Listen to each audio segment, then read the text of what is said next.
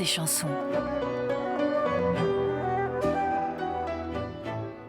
Quand tu entendras cette musique, tourne la page. Je vais te raconter une histoire. Peau d'âne.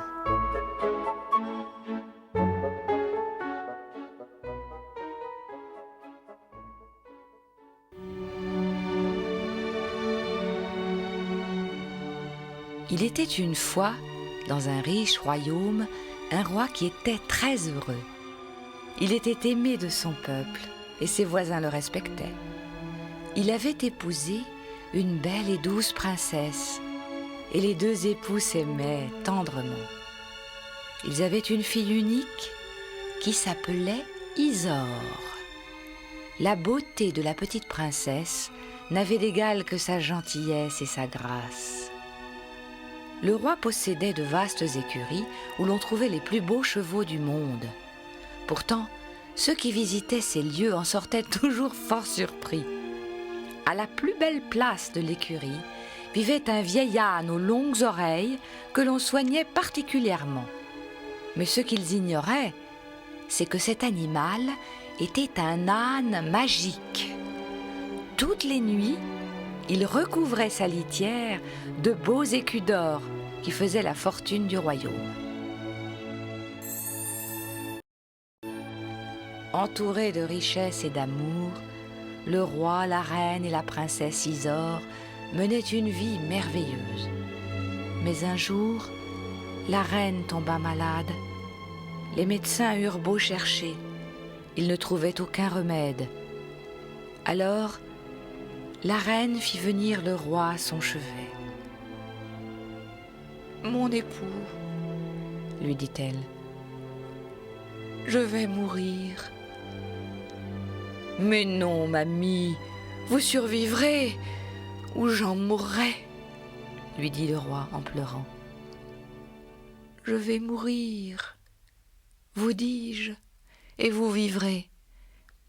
Mais avant, je veux que vous me promettiez une chose. Je sais qu'un royaume a besoin d'une reine. Il vous faudra donc vous remarier, mais promettez-moi de n'épouser qu'une femme plus belle que moi. »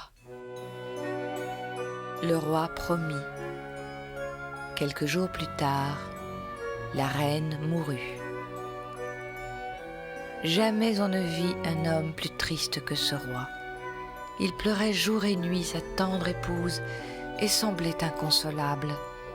Mais un roi ne peut rester sans reine, et il lui fallut bientôt chercher une autre femme, plus belle que la première. Il fit venir au château toutes les princesses à marier des alentours, mais aucune n'était aussi belle que la reine. Seule une princesse la surpassait en beauté. C'était sa propre fille, Isor. Et le roi décida de l'épouser. Lorsque la princesse Isor apprit le projet de son père, elle faillit s'évanouir. Elle courut se réfugier chez sa marraine, la fée des lilas, et lui demanda de l'aider. Après avoir longuement réfléchi, la fée lui dit : « Belle Isor, ne pleure plus. Dis au roi que tu ne l'épouseras que s'il te donne une robe couleur du temps.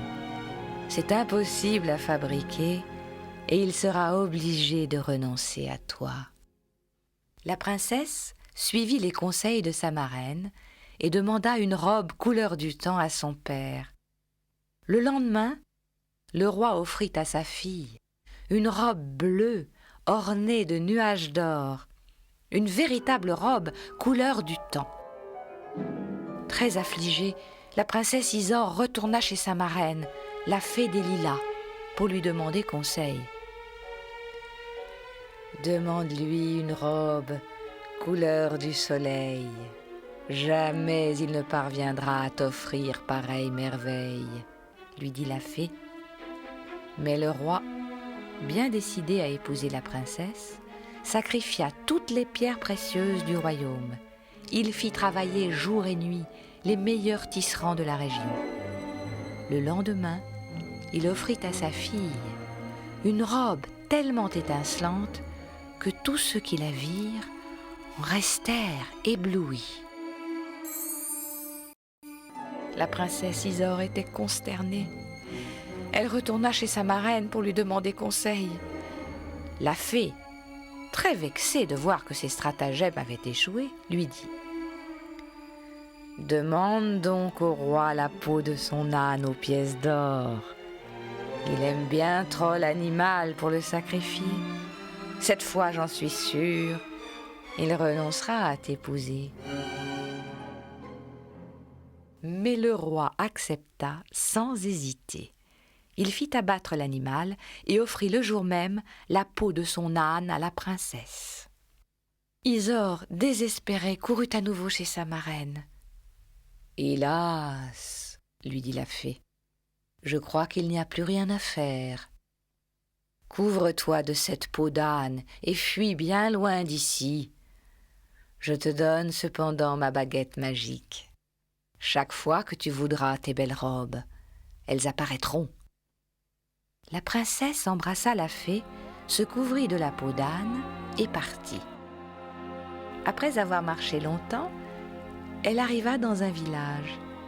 Vêtue comme une mendiante et repoussante de saleté, avec sa peau d'âne sur le dos, elle finit par être engagée par une fermière pour laver les torchons, nettoyer l'auge des cochons et conduire les moutons. Peu à peu, les villageois s'habituèrent à elle et l'appelèrent peau d'âne.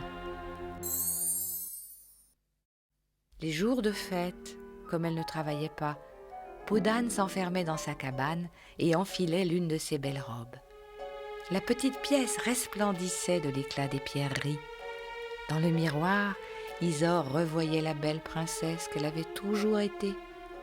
Mais jamais encore elle n'avait osé mettre la robe couleur du soleil. Elle brillait tellement qu'Isor avait peur que la fermière ne finisse par deviner son secret.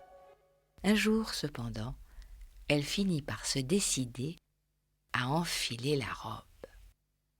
Mais ce jour-là, le fils du roi de cette région passa devant sa cabane. Il revenait de la chasse et se sentait bien fatigué. Il décida de se reposer un instant et s'arrêta juste devant la porte de peau d'âne.